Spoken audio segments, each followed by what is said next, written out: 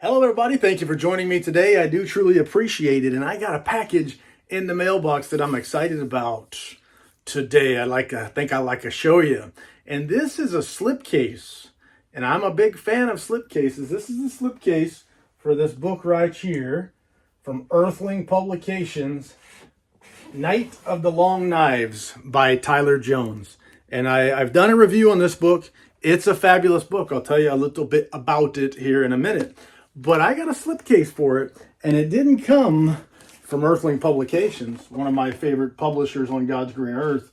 And Tyler Jones is one of my new favorite authors, and Night of the Long Knives is fabulous. But I got a slipcase from a company called Radical Folios.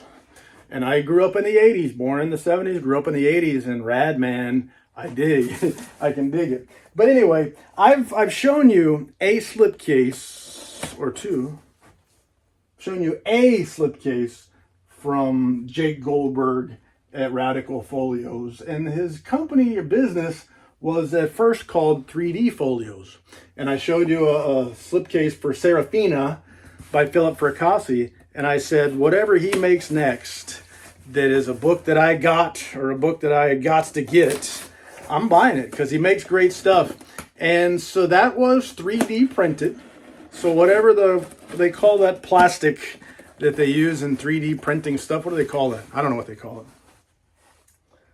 I'm sure Jake could tell us what it is. But whatever they call that stuff, it was really cool. And it fit perfectly with Brodart. And so Night of the Long Knives is another new book by Tyler Jones. It's a fabulous book.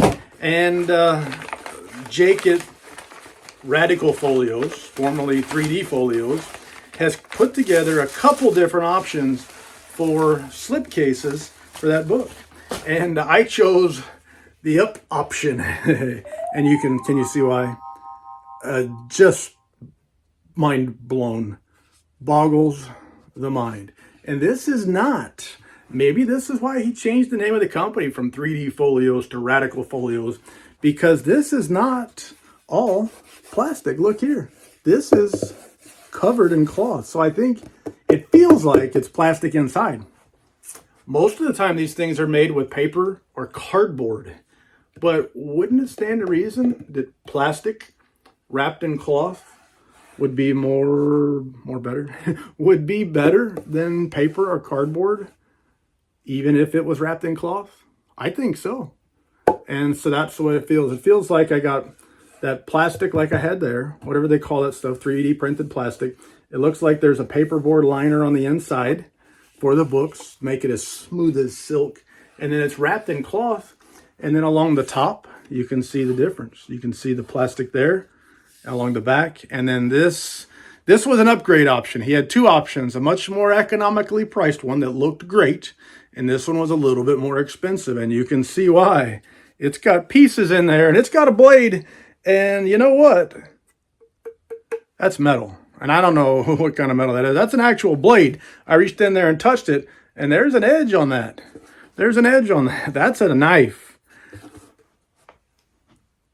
That is a knife. I should have asked more questions, but it's got a handle there, and you can see Night of the Long Knives in a different color, different piece of plastic. It sticks up. And I always put my books in the slipcase with the book spine out. I may have to break my own rule. Jake at Radical Folios is probably forcing me to break my own rule. It's more of a guideline, really, rules. But this is just fabulous. I knew it would be fabulous, but it's more fabulous than I expected. I didn't know I was getting a piece of steel with a sharp edge on it. Don't cut yourself, children, or adults, or those adults who act like children, or those children who act like adults. Don't cut yourself for this, but it is so good. It's so good. Now, I love slipcases, and when I can, I will spring for slipcases. One of the issues with slipcases often is I wrap my dust jackets on my books in Brodart Adjust-A-Fold 3 dust jacket protectors. Not because I think it looks better, but because some of my books I've had on the shelf for many, many years, multiple decades, since 2002. And paper dust jackets sitting on the shelf, being taken off the shelf, put back on the shelf, moved from one shelf to another shelf. They end up getting a little bit tattered and worn, especially on the corners and on the ends. And you end up seeing the white, fluffy edges. And the Brodart protects them from that. And that's why I choose it and I put it on all my books. But it adds extra thickness.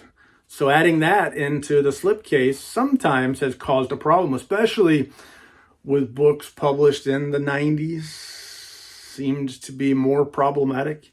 But even some more recent books, it's made it tight for me. But as a rule, it's fine. So the test for Jake Goldberg's slipcase, and this is live, so I could screw this all up and make it a bad video.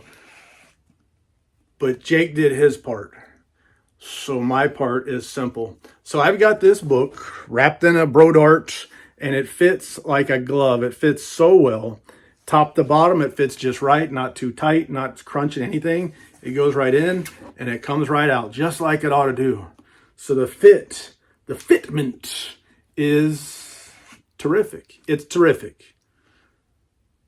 And it looks so good. And I've created a problem for myself because my books go on the shelf the right way, and that's with the spine of the book out.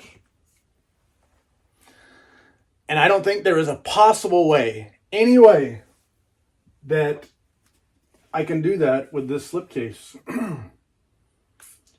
I might have to do something stupid, like put the slipcase for the book next to the book. Now that would be stupid, but it would look so stinking cool, would it not?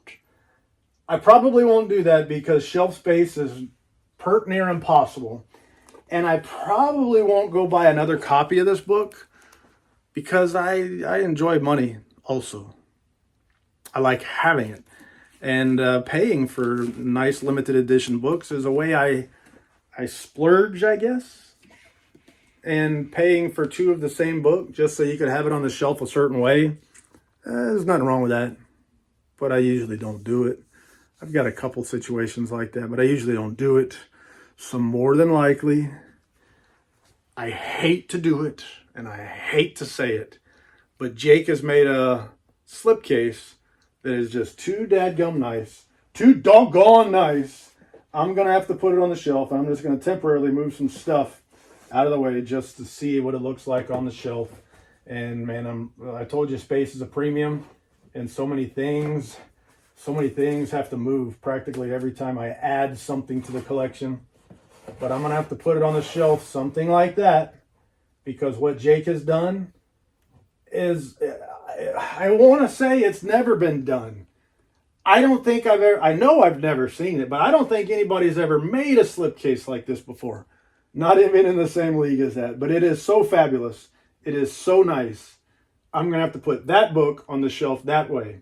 And I'm going to have to answer to both of my kids and my wife about what that is, when I got that, who made it, how much it cost, how cool it is, and all that kind of stuff. And that's life, man. Now I got to figure out where to put these. I got some soft covers here. One is an arc for Night of the Long Knives. That was a gift from Paul Miller, one of my favorite guys, my favorite publishers on God's green earth. He sent me this arc. That's how I read it before it came out. And so a bit about the book. I did a book review on it. You can watch it. You can read it. I strongly recommend you read it. Unrequested information, possibly maybe unbelievable. This was the second novel I'd read by Tyler Jones, and it's my favorite of the two. I read Midas from Earthling, and then I read Night of the Long Knives from Earthling, and I liked them both a lot. And I think Night of the Long Knives is my favorite of the two, which is a great accomplishment. As much as I liked Midas, it was the book that made me say, "Hey, this Tyler Jones guy is somebody I ought to pay attention to." And I bought that book, and I'm proud to have it on the shelf. And I've got other books from Tyler Jones. But in a nutshell, Night of the Long Knives dabs a little bit of suspense, horror, and a little bit of historical fiction, and slams it all into religion and grief. And it's all smashed in such a way that I vouch, and I loved it. And the end is a jaw dropper with no spoilers attached. Jaw dropper. Just like that. But you have the main character is a regular guy, married with a kid. And he's in advertising, makes videos and such, advertisements. And he's drinking too much, and his marriage is struggling. Although they're not divorcing, they're having trouble. It's not right. They're hoping for the best. And his daughter one day goes to work with his wife, and a terrorist kills them all, blows up the building that they're in. And naturally, he's left alone. Got no wife, got no kid, no ambition at all. He's got a settlement. They paid out the families of these victims. Somebody did. I can't remember who. They got a settlement.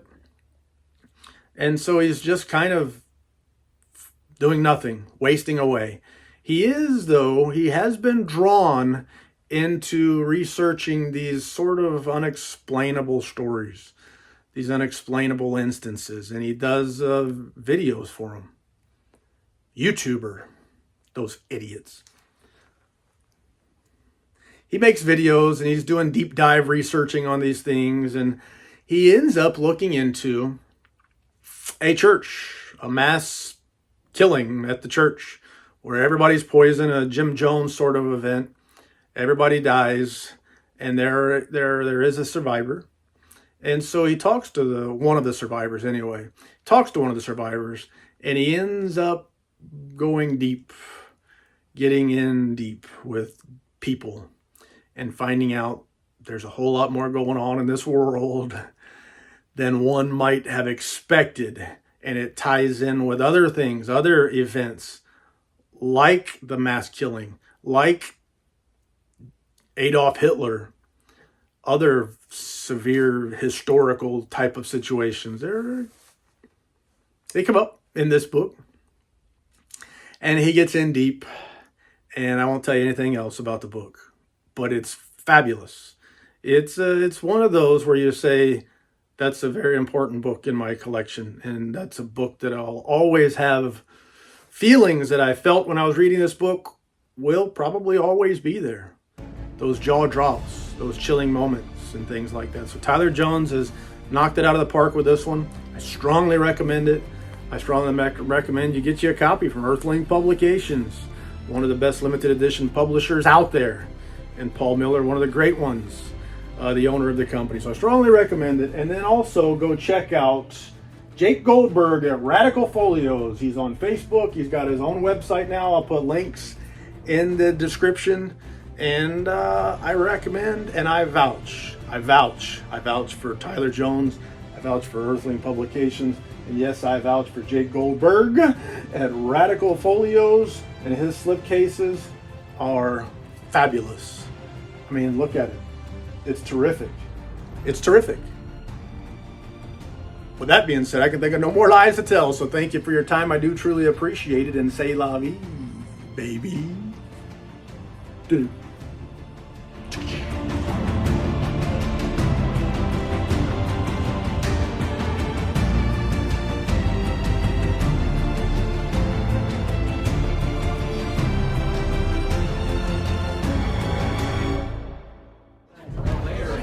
This line stretches all the way back to Terre Haute, and we're at the end of it.